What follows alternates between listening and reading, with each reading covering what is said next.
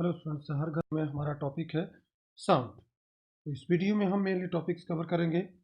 What the sound is basically in technical term, physical component of sound, sound track, sound editing and sound mixing console.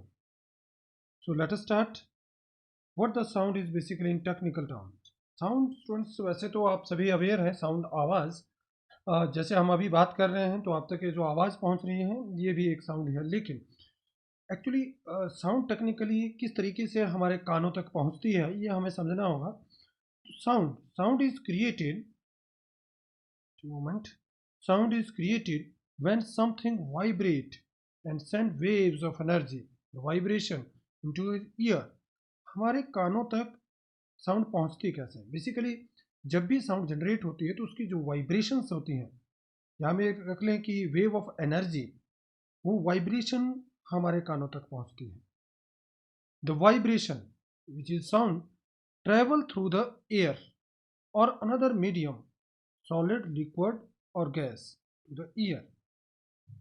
हमारे कानों तक जब वो कोई भी ऑब्जेक्ट, कोई भी चीज़ जब कुछ भी साउंड जनरेट करता है, यानी कि वाइब्रेशन जनरेट करेंगे, बेसिकली ये वाइब्रेशंस है।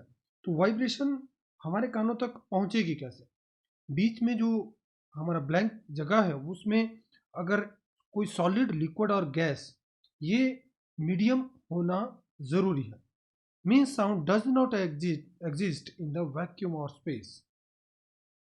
यहाँ पर ये समझना ज़रूरी है कि साउंड के लिए लिक्विड, सॉलिड और गैस ये होना ज़रूरी है।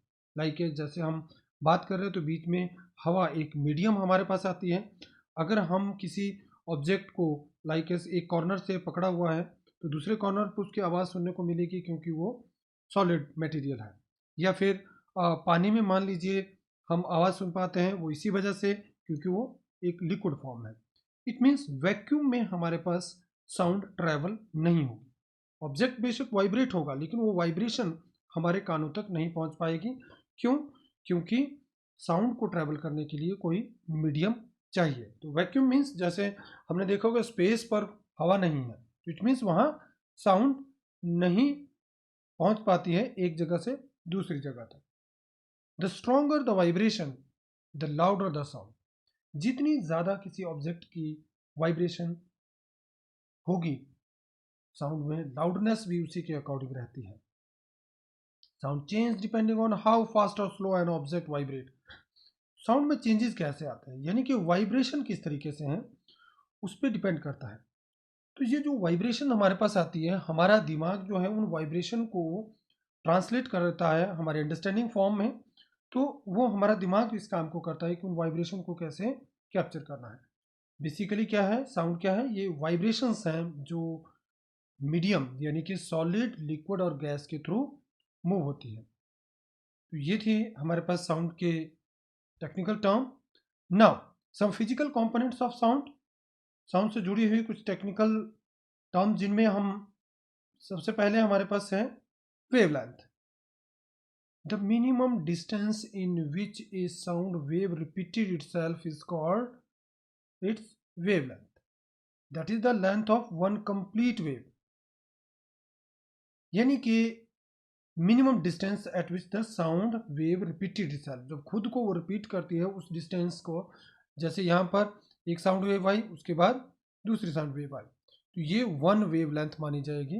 That is the minimum distance in which the sound wave repeated. Sound wave जब रिपीट हो रही है उसके बीच का जो डिस्टेंस है, इसको रिप्रेजेंट किया जाता है ग्रीक लेटर लैम्डा से। Now the next term is here amplitude.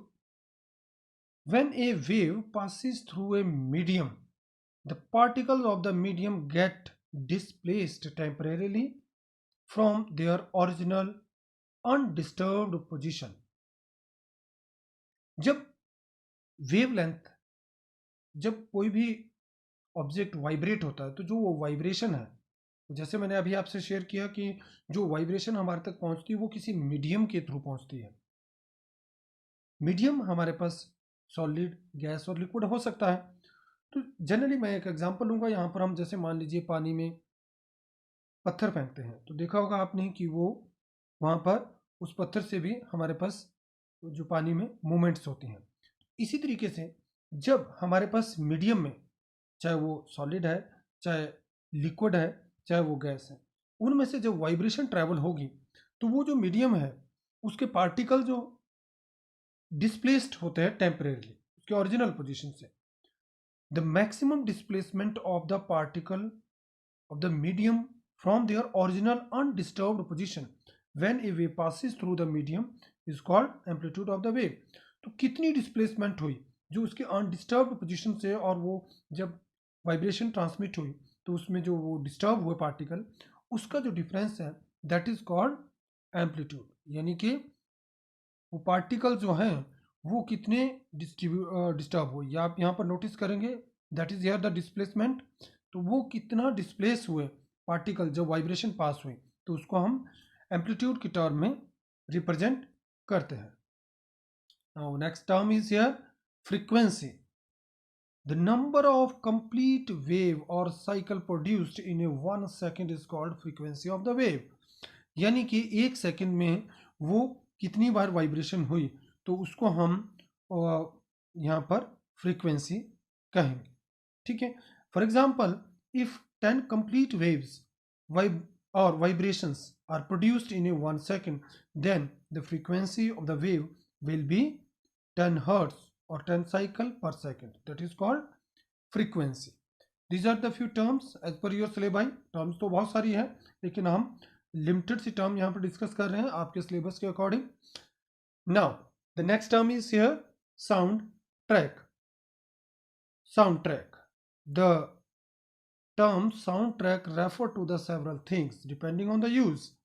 In broader sense, the simply means anything you hear in the movie. Sound, that is sound effect, for example, dialogue or movies.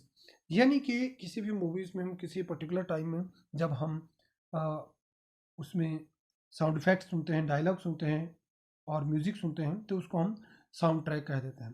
तो basically sound track में क्या क्या ingredients होते हैं? These are human voice, sound effects और music.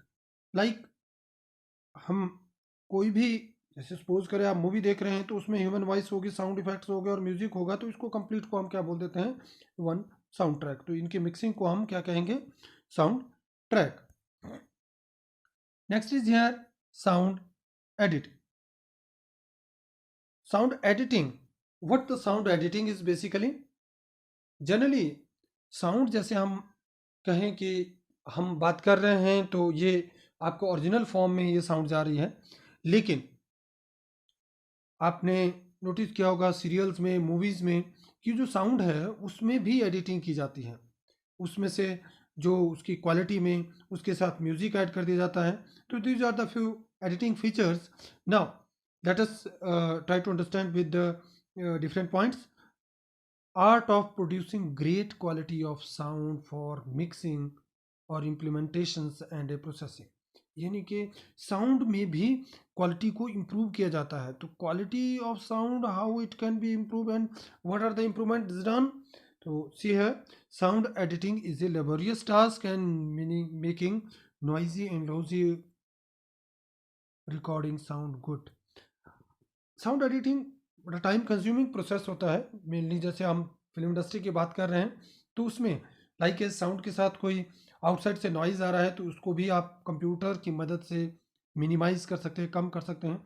या sound में हार्सनेस है या वो थोड़ा रफ किस्म में साउंड आ रही है तो उसको भी, उसकी क्वालिटी भी कंप्यूटर की मदद से इम्प्रूव की जाती है। And that creative process include first one dialogue editing, fine tuning lines spoken by the actor in case of speech defects। यानी कि अगर एक्टर ने जो स्पीच दी है, जो बोला है, उसमें अगर कोई ऐसे वर्ड्स आ गए हैं जो नहीं चाहिए थे या उसमें उसकी प्रॉपर ट्यूनिंग नहीं है तो it can be improved. Dubbing, re recording dialogues in case of unsolvable audio recording. Dialogue की री रिकॉर्डिंग भी की जा सकती है इन केस जो डायलॉग है these are not understandable or not in the condition in which at which you want. Now, the sound design, enhancing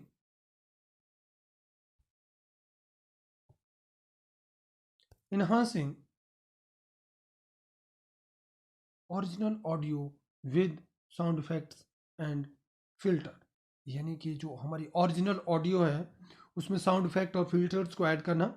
music editing, we can edit the music like synchronizing the soundtrack to event in the film.